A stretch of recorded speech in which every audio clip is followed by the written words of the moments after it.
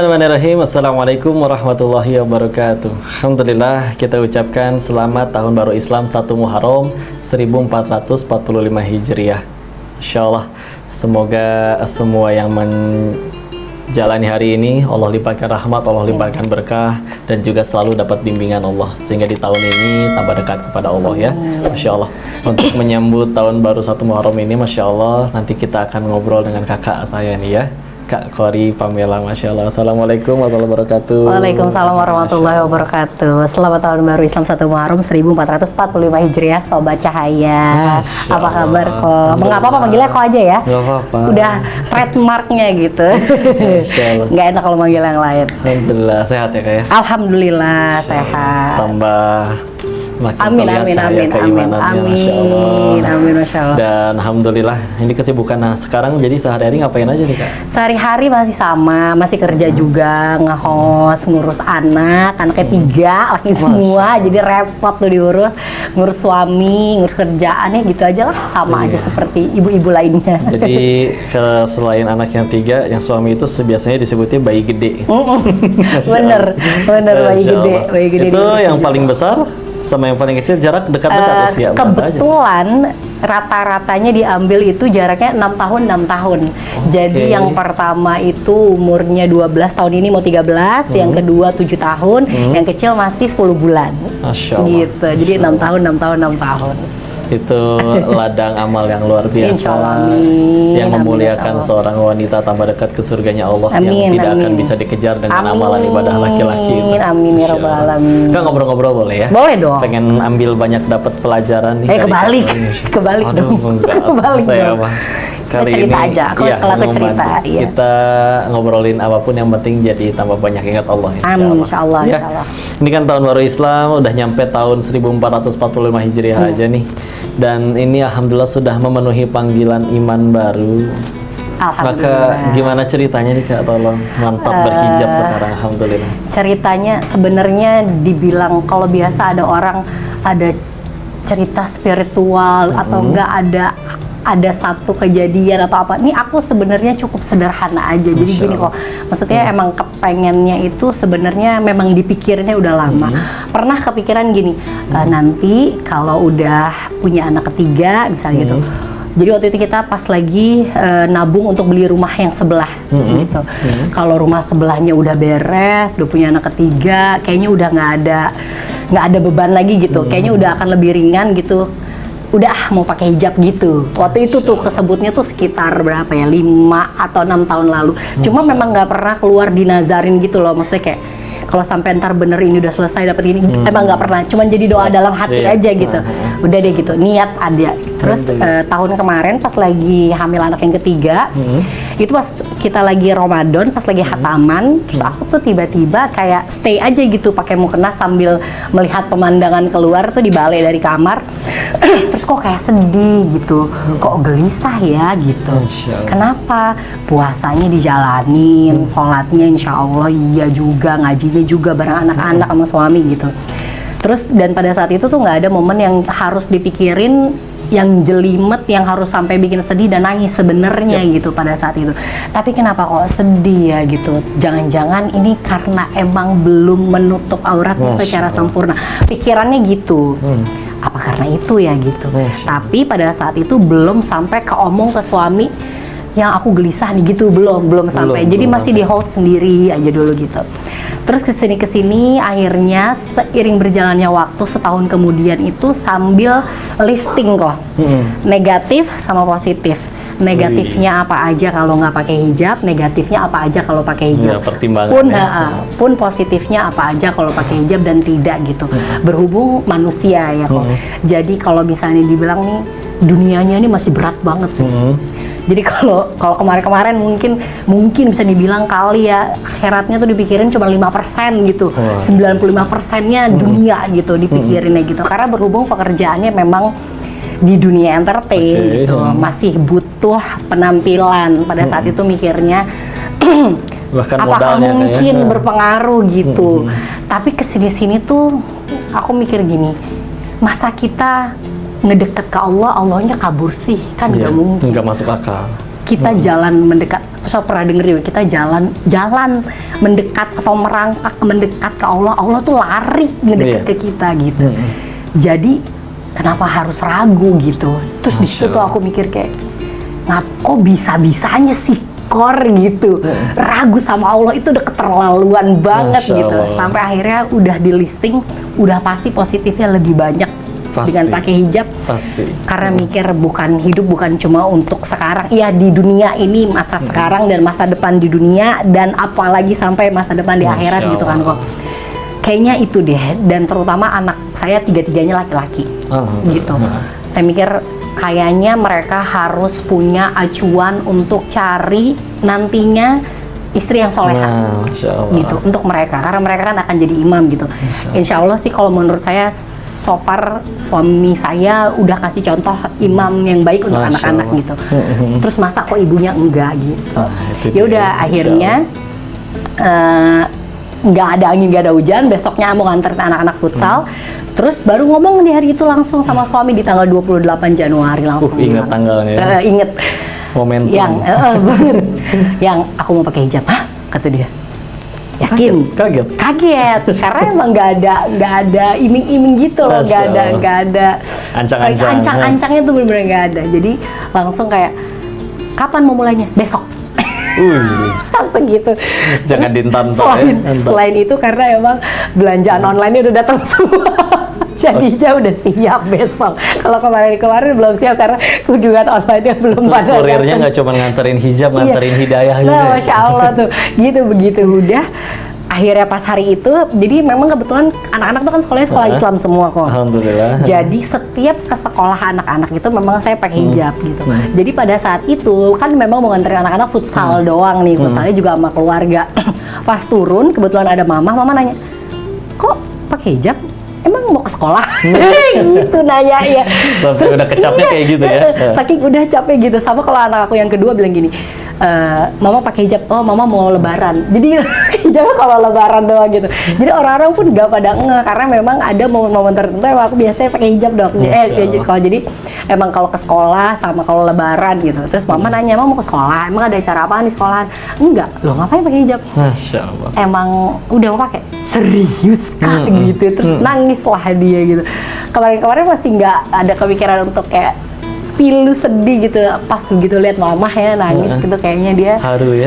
Haru di situ tuh baru kayak, oh gini orang kan, saya dia nangis bahagia nih gitu. Mungkin ada di dalam salah satu malam doanya dia adalah doain anaknya pakai hijab gitu. Dan ya semoga mudah-mudahan akhirnya terkabul gitu kan. Udah gitu, termasuk juga salah satunya mungkin doa suami. Tapi memang suamiku nggak pernah sekalipun keluar gitu dari mulutnya, yang pakai hijab dong, nggak pernah. Bener-bener nggak pernah. Mungkin ngomongnya nggak sama aku, tapi ngomongnya sama Allah. Jadinya langsung dikasih gitu. Kayak yang membolak-balikan hatinya.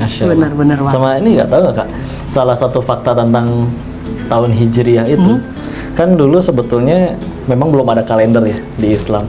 Cuman di negeri-negeri lain yang sudah maju tuh kalau surat menyurat memang sudah ada tanggalnya. Nah makanya ini Masya Allah ternyata salah satu yang menjadi pilihan. Ini Islam mesti punya kalender sendiri. Tapi tanggal 1 dan awal tahunnya tuh dimulai dari mana?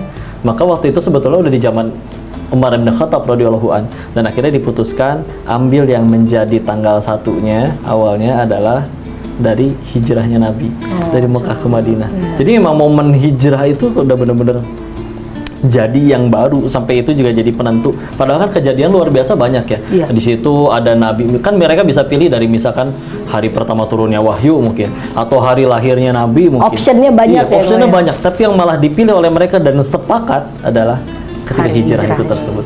Karena emang itu momen-momen kebangkitan ya. Masya Allah. Berarti usia saya 5 bulan. Hampir 5 bulan. Alhamdulillah. Masya Allah. Gitu. Alhamdulillah. Tapi keren gak Kori? Masya Allah. Itu menunjukkan dari yang tadi Kak Kori cerita ya, betapa betul sabda Nabi ya. Kalau ada sesuatu yang dirasa tidak enak, makanya izin. Nabi bercerita, kalau kita pengen tahu sesuatu itu salah atau tidak, atau bahkan izin dosa atau tidak, tinggal cek cirinya 2. 1, membuat gelisah. 2, tidak ingin diketahui orang lain.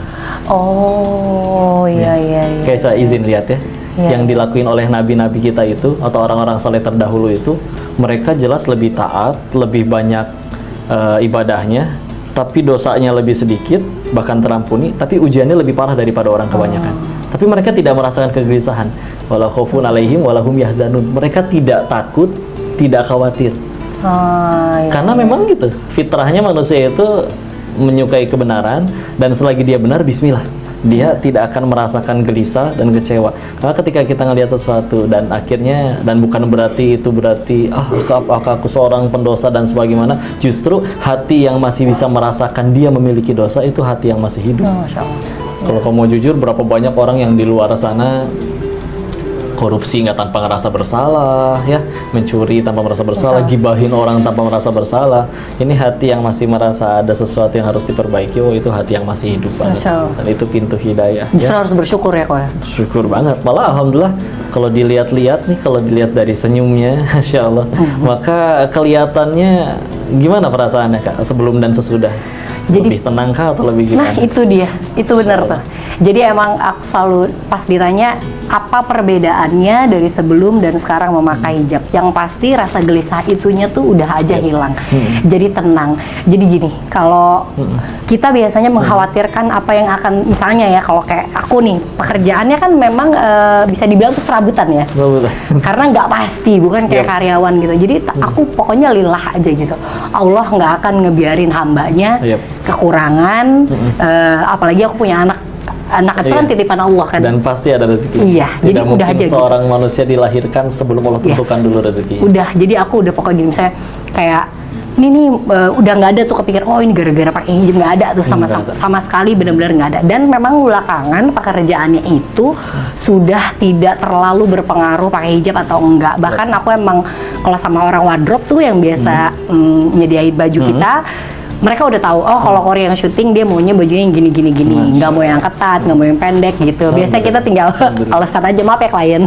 Biasanya kita tinggal alasan aja, nggak muat bajunya. Dibuka di sini. nggak muat bajunya gitu. Jadi ntar mereka cari backup yang memang udah disediain sama orang wardrobe, emang yang aku mau pakai gitu. Jadi ya udah, berarti emang udah nggak ada sebenarnya nih penghalangnya. Ayo dong Kor gitu. Betul, udah akhirnya aku mutusin itu. Sekarang beneran jadi kayak tenang, udah percaya aja, pokoknya lillahi ta'ala, percaya aja sama Allah. Sampai kemarin itu kan yang anak ketiga terakhir ngelahirin di rumah. Iya tuh, itu juga kisahnya tuh. Aku ngelahirin di rumah, sampai kayak saudara-saudaranya suami bilang gini, Kor, lu tuh kelewatan tawakal ya? Bukan kelewatan tawakalnya. Bukan. Jadi kan udah pengalaman anak pertama, anak kedua. Nah, semuanya normal. Alhamdulillah, Allah nggak kasih masalah apapun, lancar, sehat walafiat even sampai sekarang gitu. Allah. Nah, aku pikir kenapa anak ketiga nggak lebih simple aja ya gitu. Karena anak pertama dan anak kedua itu kan dulu kamarnya masih di bawah nih kok. Sekarang kamarnya pindah ke atas kok. Jadi mikir nih, kayaknya tuh repot ya abis lahiran normal, terus pulang dari bidan, naik tangga ke atas, bawa ikan repot. Kenapa nggak di rumah aja ya lahirannya gitu? Sederhana ya. Toh kan selama ini nggak apa-apa, Allah pasti bantu gitu kan ya. Apalagi ini kan kalau orang bilang kan, aduh ibu tuh ngelahirin itu adalah yang paling mulia lah pokoknya gitu. Udah pasti dikasih kemudahan insya Allah gitu. Dengan segala dramanya, dan alhamdulillah bener aja gitu, Allah kasih. Ya udah bisa lah Kor, bisa, oke lah bisa, dan terbukti bisa. Orang zaman dulu juga kan belum gitu, ada bidan, ya kan? belum ada apa. Toh tapi memang semuanya berdasarkan referensi dari dokter. Dari 1 sampai 9 bulan kan memang terus ke dokter. Dan memang dari awal bilang sama dok, saya mau ngelahirin di rumah, di dok sama siapa? Nah kebetulan dokternya juga kenal sama bidan yang biasa nanganin. Oh sama si Fitri, ya oke. Bilang sama Fitri ya ini gini. Oke, ini udah nggak ada masalah. Oke, ya udah. Jadi ya udah. Selapang itu sih, selilah udah pokoknya udah kita serahin aja gitu. Lepas bener. Dan tadi alhamdulillah dirasakannya jelas jauh lebih tenang, menenteramkan. Selain tadi memang fitrahnya ketika kita berada di jalan kebenaran, memang pasti hati itu Allah bikin lebih tenang. Makanya tuh nggak ada tuh korupsi yang ngaku-ngaku begitu. Alhamdulillah, aku telah selesai mengambil uang rakyatku segini. Nggak mungkin update statusnya, insya Allah. Karena emang jelas itu sesuatu yang Allah tidak suka. Maka pasti ada beberapa momen yang mungkin bisa jadi momen yang nggak akan pernah bisa dilupakan tuh terkait panggilan. Jadi ada satu momen nih sebenarnya dari pengalaman orang lain nih kok.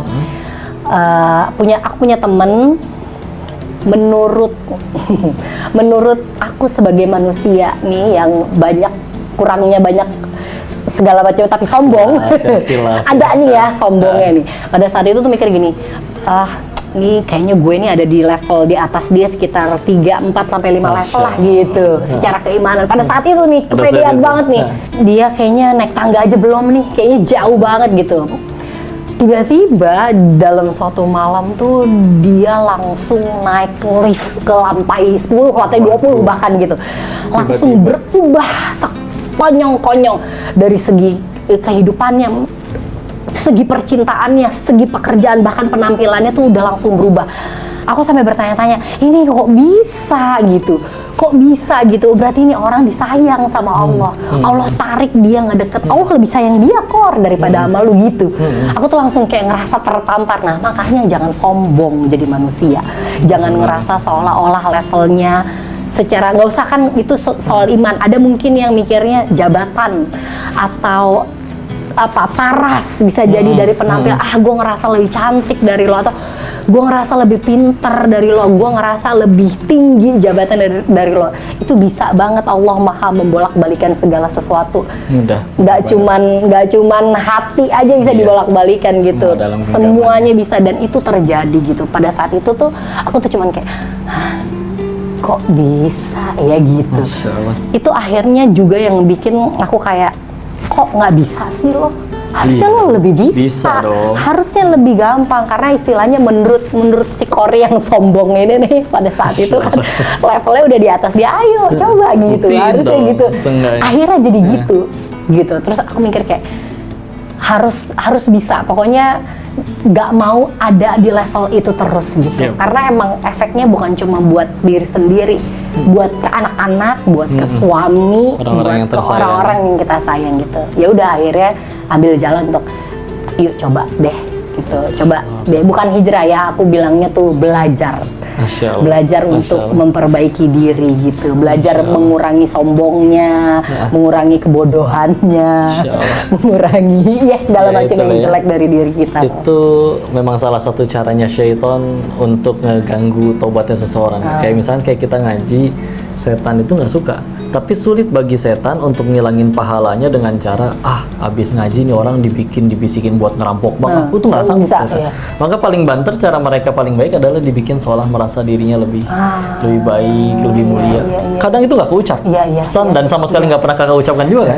Tapi hanya di hati. Kadang orang pulang dari masjid ngeliatin itu tetangga selalu dekat masjid, nggak pernah muncul di masjid, nyari duit dari gelap sampai gelap. Kita padahal nggak pernah tahu, bisa jadi dia gelap sampai gelap tapi lima waktu terjaga. Masjid di mana-mana. Kita tidur malam, bisa jadi dia sholat malam. Kita hidup bisa ngaji, masih bisa ke majelis ilmu. Mereka nggak ada waktu untuk ke majelis ilmu, bisa jadi karena memang ternyata anak yatim, masih ada adiknya 5, dia anak sulung paling besar, nggak ada yang tahu. Kita yang insya Allah bisa ngaji dan yang lain-lain, harus ada perasaan berpikir bahwa kok bisa ya? Kan kerjaanku fleksibel. Kok fleksibel ya? Kan aku sekolahnya lebih tinggi. Kok sekolahku lebih tinggi ya? Kan dulu orang tuaku misalkan mampu. Lah itu kan berarti apa kitanya yang sudah soleh-soleh atau karena Allah yang tolong ternyata. Benar. Maka Insya Allah. Kadang jadi sudut pandangnya agak ketukar ya. Kadang kita mikir, kasiannya anak-anak yang terzolimi kena penjajahan di Timur Tengah sana. Bisa jadi mereka yang kasihan sama kita. Karena mereka masih 5 tahun atau lebih sedikit, tapi minimal hafal 5-10 juz. Bisa jadi mereka yang udah Allah saking sayangnya, udah nggak usah lama-lama, cepetan pulang. Mungkin mereka sekarang lagi ngeliatin, itu si Dennis ngapain, hidup di Indo, hidup puluhan tahun tapi nggak jadi amal soleh, tapi malah jadi dosa. Kebalik. Ya kayak ngehalangin, bisa jadi, ya itu dia. Kenapa kita ngerasa mereka yang rugi? Karena memang sudut pandangnya aja. Beda, betul. Kata kita, kasiannya para nabi, para nabinya aja nggak ngerasa seperti itu, padahal kehilangan harta dan lain-lain. Tapi kok kalau makna mengamalkan semangat dan juga nilai-nilai berhijrah tuh untuk menguatkan iman dan takwa tuh gimana tuh kok? Insya Allah. Tadi keinget juga perkataan Kak Khori untuk memikirkan mana plus minusnya. Iya. Positif negatif ya. Sebetulnya bahwa segini tuh itu dari sudut pandang wanita yang katanya paling perasa, tapi toh tetap dia memiliki karunia dari Allah yang namanya akal itu. Iya. Toh karena memang kalau nggak berakal, makanya Allah nggak nyuruh orang gila sholat kan. Betul. Makanya karena si akal itu akan menjadi petunjuk nanti. Kita tahu ada gelas 2 isinya susu sama racun, pasti ambilnya susu, nggak mungkin racun. Iya. Apalagi pernah ngelihat orang habis minum yang itu tuh meninggal tuh. Iya. Maka itu kan fungsi akal. Maka dengan akhirnya kita berusaha pengen hijrah, pengen di jalan yang baik, dengan warasnya kita berkata, aku kan waras kan pengennya dapat yang benar yang baik. Nah Allah udah tunjukin yang baik tuh ini. Tapi kadang kita dengan congkaknya nggak juga. Kayaknya bisa ada jalanku yang lain. Sehingga akhirnya ketika kita pengen jujur nih, selama ini kita hidup udah ngejar mana? Kita punya keinginan tidak? Punya. Allah pun punya keinginan. Allah ingin kita selamat. Tapi kalau mau jujur, selama ini kita hidup lebih banyak ngejar yang Allah suka atau yang kita suka? Nah, kalau jujur lebih banyak yang kita suka pasti. Tapi sejujurnya selama ini kita udah ngejar yang kita suka, tapi kok masih ada aja orang yang kecewa ya. Iya. Padahal ada yang udah tercapai dia beneran kaya, ada yang udah tercapai dia akhirnya beneran viral, tapi tetap aja selalu masih ada penyesalan. Waktu itu bahkan kami pun mikir, siapa sih berarti orang yang benar-benar gak pernah menyesali jalan hidupnya? Maka salah satunya adalah orang yang telah memang sudah Allah yang jadi tujuannya. Lihat para nabi, kehilangan hartanya, kehilangan yang segala macam yang kata orang itu adalah sumber kebahagiaan, mereka kehilangan tapi malah tetap lebih bahagia daripada yang masih memeluk itu semua, gitu ya. Maka di situ akal kita bismillah untuk bermain. Yuk, kalau memang kehidupan kita sebelum hijrah sudah jadi kehidupan yang benar, yang Allah suka, kenapa kita pernah kepikiran untuk hijrah? Iya. Kita kan mikir ke arah sana kan karena pernah merasa bahwa sampai kapan ya? Kalau emang ini udah benar, nggak akan tuh ada muncul pertanyaan sampai kapan. Iya. Dan ketika akhirnya sudah menjalani yang ini, nggak ada orang pernah berpikiran, saya sampai kapan hidup damai, tenang, sejahtera kayak gini ya? Kayaknya enakan diazab kayak dulu deh. Nggak mungkin kan? Itu kontradiktif banget. Jadi di situ Masya Allah, dengan di situ saling mendukung, dengan semua ingin mendapat kebaikan udah ada relnya. Akal kita juga menunjang untuk mengejar kebaikan tersebut. Maka yuk, ngapain bolak-balik, ngapain ditunda-tunda. Tapi kok kan Allah Maha Pengampun. Betul, orang 50 tahun maksiat, 1 hari terakhir dia tobat, Allah ampunin nggak? Kalau tobat nasuha diampunin. Masalahnya, siapa yang menjanjikan kita masih ada waktu di saat itu? Betul. Masya Allah. Betul. Tapi emang kalau misalnya ngomong sama manusia ya, kok ada aja nih dikasih tahu ada aja jalurnya, celahnya, mau cari ngelesnya gitu. Dan itu pun kita rasain sendiri gitu, bahkan saya. Tapi kalau misalnya mau ditanya, ada nggak sih kok sebenarnya ketetapan atau mungkin waktu atau usia gitu yang tepat untuk perempuan menutup auratnya atau berhijab? Ada nggak umur sekian, kapan gitu? Secara fikih ada Kak. Ya. Semenjak dia sudah akil balik, sudah haid kalau perempuan ya sudah, itu sudah wajib. Dan insya Allah semua sudah pada tahu ya itu ya. Tapi makanya kita selalu mengajak untuk melihat sesuatu itu, yuk jangan sekedar pakai kacamata fikih saja. Karena fikih hanya bicara boleh, tidak, halal, haram, paling ditambah sunnah, mubah, makruh, dan lain-lain. Tapi selalu di atas fikih itu selalu ada yang namanya takwa. Ya. Dan kalau sudah bicaranya takwa, sudah bukan bicara boleh atau tidak lagi, tapi bicara Allah suka atau tidak. Iya. Maka bagi kalau untuk melihat yang kepada diri, oke, dengan akhirnya misalkan aku belum melakukan yang Allah suka, aku tetap nih dapat kebaikan, aku tetap dapat lancar, rezeki dan segala macam, ya. Tapi nikmat yang menipu. Nikmat yang menipu. Insya Allah. Tapi ketika akhirnya kita lihat Allah suka atau tidak, karena selagi ini kita kan tadi sudah sepakat, udah ngejar yang kita suka, kok nggak happy juga. Tapi orang yang udah yang ngejar yang Allah suka, benar. Sehingga akhirnya, yuk perlu berapa kali kecewa, galau, sakit hati dan patah hati berapa kali lagi baru kita sadar bahwa memang bahagia itu bukan pada apa yang kita suka, tapi pada apa yang Allah suka. Kak, lihat itu kalau ke diri, kalau misalkan kau Firaun, cuman Firaun aja yang di zamannya sampai didatangi oleh 2 orang nabi. Orang zolim lain mana? Tidak didatangi oleh lebih dari 1 nabi. Beliau sama Nabi Musa, Nabi Harun. Ya. Dan bahkan diriwayatkan di riwayat lain, malaikat Jibril itu ketika Firaun mau akan wafat, mau ditelan oleh laut yang terbelah, malaikat Jibril itu menyumpalkan tanah kan ke mulutnya Firaun.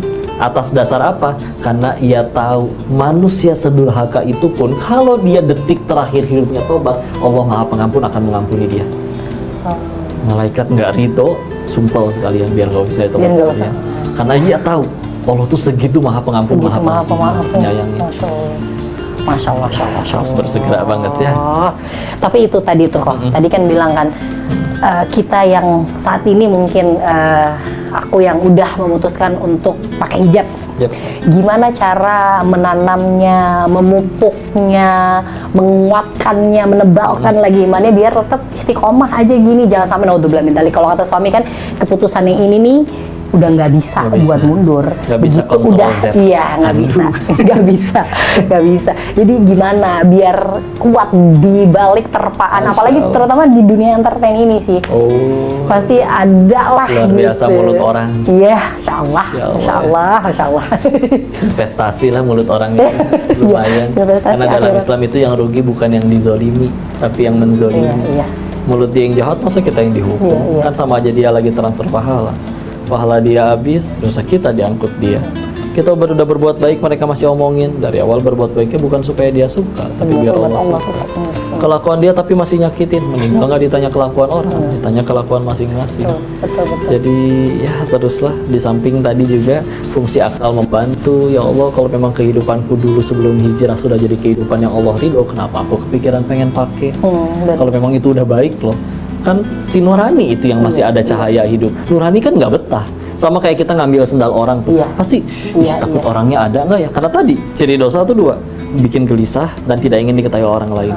Dengan sekarang kan udah insya Allah tadi katanya sudah berkata tenang, tidak ada kegelisahan. Juga kalau dulu segaya-gayanya memang sampai dipanggil ratu, dipanggil secantik apapun. Tapi misalkan ternyata datang kunjungan ke pesantren lah misal, pasti agak malu sendiri, agak gimana gitu. Kalau memang itu udah jadi kebenaran, kenapa kita harus ngerasa malu? Ya kan? Maka di situ didampingi. Tapi kalau diri pribadi, kadang sambil mengingat kesalahan yang lama, kan? Kayak misalnya contoh yang atas seizin Allah dulu pernah terjadi waktu masih tinggal di Thailand, waktu masih jadi bandar judi di sana, lalu atas seizin Allah pulang ke Indonesia, kan ngerasanya bahwa ketika futur datang, orang lain juga nggak segitunya ibadah, orang lain juga nggak sebegitu berusahanya. Saya berusaha ngejawabnya ke dalam hati, orang lain meskipun dia cuma 5 waktu, meskipun zuhurnya 2:30, asarnya 5:30, nggak pernah duha seumur hidup, nggak pernah tahajud seumur hidup, tidak berdakwah, mereka bisa nggak ke surga? Bisa. Kenapa? Karena saya tahu dia nggak punya dosa sebanyak saya. Maka diri ini yang layak Allah matikan di sana saat itu juga. Terus malah Allah izinkan pulang, ketemu guru-guru, bisa ngaji, ketemu kakak, Masya Allah. Terus diri ini ngerasa diri ini nggak mau ngelakuin lebih banyak, belajar lebih banyak, menghafal lebih banyak, berjuang lebih banyak, ngerasa nggak tahu diri aja di hadapan Allah. Setelah itu jadi kayak kita sendiri nggak suka kan sama orang nggak tahu diri. Masa kita membiarkan diri kita jadi makhluk serendah itu di hadapan Allah? Jadi apalagi dengan kadang manusia dengan sudah punya karir, sudah punya apa, kan kadang yang mereka jaga tuh pride, harga diri. Yuk kita kadang bisa nggak? Kita bisa jaga harga diri kita ke orang sampai bisa nuntut orang atas nama pencemaran nama baik, tapi kita sanggup nggak jaga nama baik kita di hadapan Allah? Ini nih aku hamba yang udah Allah begitu beri banyak kebaikan, terus aku masih pengen begitu semudah itu mengkhianati dirinya. Sedangkan kita sendiri nggak suka digituin sama orang. Gampang banget sebenarnya balikin ya kok ya. Banyak. Lebih membuka hati, membuka pikiran kalau ya semua yang Allah kasih buat kita, rezeki, kemudahan, sehat, anak apalagi kalau sayang, suami, keluarga yang sayang itu udah jauh lebih dari cukup untuk kita bisa udah hanya untuk Allah aja. Sebenarnya tinggal itu aja gitu. Tapi namanya manusia kadang suka masih ya Allah kok cuma gini sih ya Allah, ya kan? Aduh, gitu. Ini harus digurah kayaknya otaknya dan hatinya, Masya Allah. Alhamdulillah ya, terima kasih banyak ini Kak Koris dari pelajaran yang tadi Kak Koris sampaikan. Terima kasih banget, dapat banyak ilmu, dapat banyak insight. Semoga jadi pahala jariah bagi Kak Koris dan siapapun yang menonton. Tapi ini juga menambahkan kesimpulan kita ya bahwa Masya Allah, yuk selama ini kita udah hidup dengan bebas. Azan berkumandang kita nggak sholat pun nggak langsung ada petir menyambar, padahal mudah bagi Allah. Semua katanya pengen bahagia, mangga silakan bahagia. Tapi bahagianya ada yang ngejar dengan masing-masing, ada yang ngejar kayanya, ngejar karirnya, ngejar segala macam. Sama, kita akan selalu pernah menemukan yang kaya kok masih stres, yang udah punya pasangan tampan cantik rupawan kok masih selingkuh, yang udah punya jabatan masih mencuri dari rakyatnya sendiri. Katanya itu semua sumber kebahagiaan.